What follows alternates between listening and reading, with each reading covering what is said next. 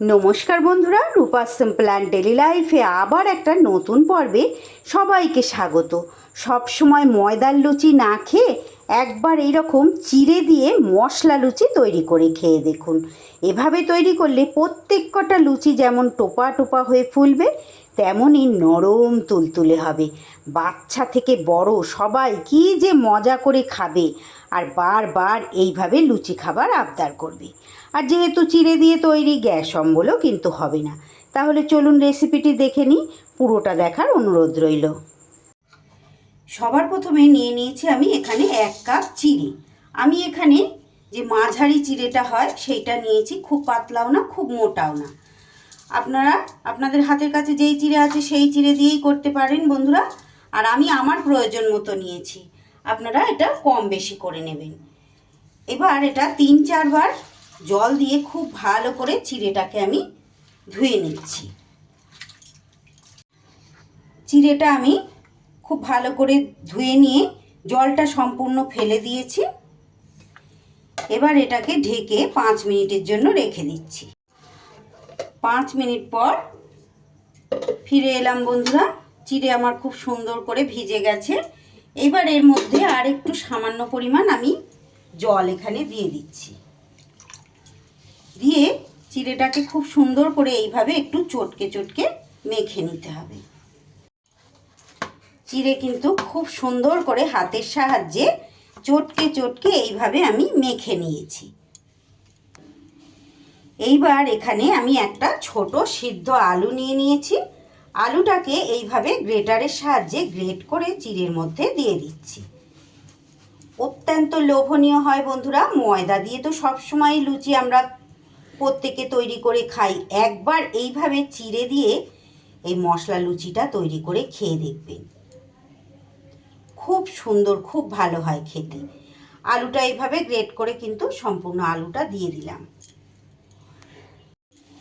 এবার এর মধ্যে দেখুন দিয়ে দিচ্ছি খুব অল্প পরিমাণ একটু কালো জিরে, দিয়ে দিচ্ছি খুব অল্প পরিমাণ একটু জোয়ান। হাতে করে এরকম ঘষে নিয়ে জোয়ানটা দিয়ে দিচ্ছি। দিয়ে দিচ্ছি সামান্য পরিমাণ একটু চিলি ফ্লেক্স, দিয়ে দিচ্ছি একটু কসুরি মেথি, আর দিয়ে দিচ্ছি দেখুন এখানে কারি পাতা খুব মিহি করে কুচিয়ে নিয়েছি কয়েকটা পাতা, সেটাই দিয়ে দিলাম। দিয়ে দেব পরিমাণ মতো নুন, সামান্য পরিমাণ একটু তেলও দিয়ে দিলাম। আর দিয়ে দিচ্ছি দেখুন খুব অল্প পরিমাণ একটু আটা। এইবার সব উপকরণগুলো হাতের সাহায্যে খুব ভালো করে মিশিয়ে মাখিয়ে নিতে হবে। আমার চ্যানেলে এই ধরনের নিত্য নতুন রেসিপি পেতে আমার চ্যানেলটি সাবস্ক্রাইব করুন বন্ধুরা। যে সকল বন্ধুরা আজ প্রথম এসেছেন তাদের উদ্দেশ্যে বলছি, প্রত্যেক দিন আমি কিন্তু এই রকম নতুন নতুন বিভিন্ন রকমের রেসিপিসগুলো শেয়ার করে থাকি। আশা করছি আপনাদের ভালো লাগবে। পাশে থাকা বেল আইকনটা অল করে রাখতে ভুলবেন না, যাতে প্রত্যেক দিন ভিডিও দেওয়ার সাথে সাথে আপনাদের কাছে নোটিফিকেশান পৌঁছে যায়। সুন্দর করে পুরো এই ডোটাকে কিন্তু মাখিয়ে নিতে হবে। আমার চ্যানেলে নতুন বন্ধু পুরনো বন্ধু সব বন্ধুদের অনেক অনেক স্বাগত, অসংখ্য ধন্যবাদ যে সকল বন্ধুরা প্রত্যেক দিন আমার সঙ্গে থেকে আমার রেসিপিগুলো দেখেন। আর অনেক অনেক শুভকামনা আমার সকল বন্ধুদের জন্য। ডোটা কিন্তু খুব সুন্দর করে মাখানো হয়ে গেছে। এইবার হাতের মধ্যে খুব সামান্য পরিমাণ একটু তেল আমি নিয়ে ডোয়ের ওপরে দিয়ে এটাকে আবারও 5 মিনিটের জন্য সেট হওয়ার জন্য ঢাকা চাপা দিয়ে রেখে দিচ্ছি।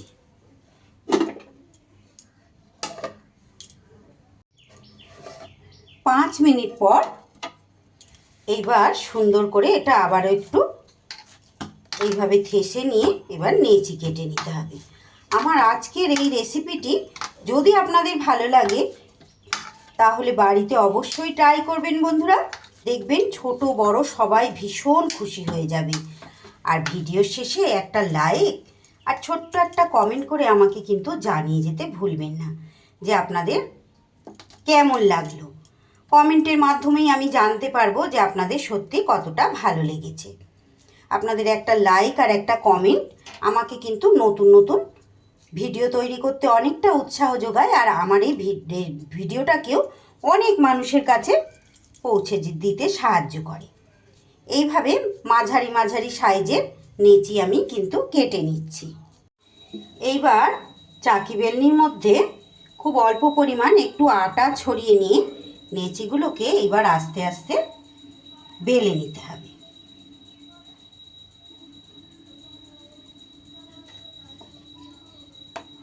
খুব পাতলা হবে না, একটু মোটা মোটা হবে। আর যেহেতু এটা চিড়ের, তাই কিন্তু এরম সাইডে ফাটা ফাটা হবে, খুব গোল কিন্তু হবে না। এইভাবে একটু বেলে নিয়ে একটা ছোট বাটি নিয়ে নিয়েছি, এরকম বাটি দিয়ে গোল করে কেটে নিতে হবে। তাহলে কি হবে, বেশ সুন্দর এইরকম গোল গোল হবে।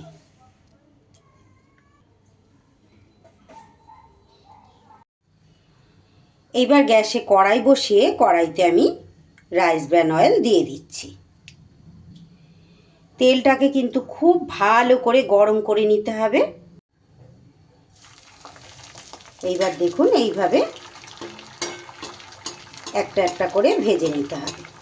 প্রত্যেক কটা কিন্তু এইভাবে সুন্দর করে ফুলবে, টোপা টোপা হয়ে। হাই টু মিডিয়াম ফ্লেমে কিন্তু ভাজবেন, তাহলে দেখবেন এই রকম ফুলবে। এইভাবে একটু একটু তেল এইভাবে ছড়িয়ে দেবেন, উল্টে পাল্টে এইভাবে লাল লাল করে ভেজে তুলে নিতে হবে। এইভাবে ভাজলে প্রত্যেক কটা লুচি কিন্তু ফুলবে।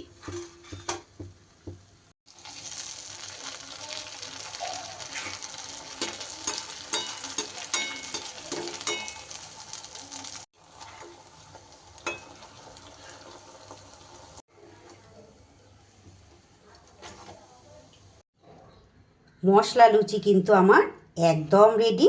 সবগুলো সুন্দর করে ভেজে নিয়ে দেখুন এখানে আমি নিয়ে চলে এসেছি। প্রত্যেক কটা কিন্তু সুন্দর করে ফুলেছে। ছিঁড়ে আপনাদের দেখাই, একদম নরম তুলতুলে।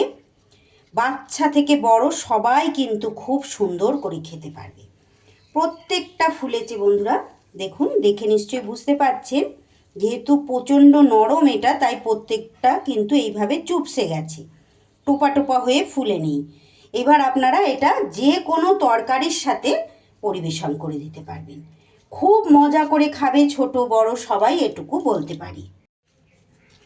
আমার আজকের এই মশলা লুচির রেসিপি আপনাদের কেমন লাগলো বন্ধুরা? ভালো যদি লাগে অবশ্যই বাড়িতে এভাবে ট্রাই করবেন। আর লাইক, কমেন্ট, শেয়ার ও সাবস্ক্রাইব করে আমার পাশে থাকবেন। সবাই খুব ভালো থাকবেন, সুস্থ থাকবেন। আবার ফিরে আসছি আগামী দিন এমনই কোনো সহজ লোভনীয় রেসিপির সাথে। সকলকে অসংখ্য অসংখ্য ধন্যবাদ এতটা সময় আমার সঙ্গে থাকার জন্য।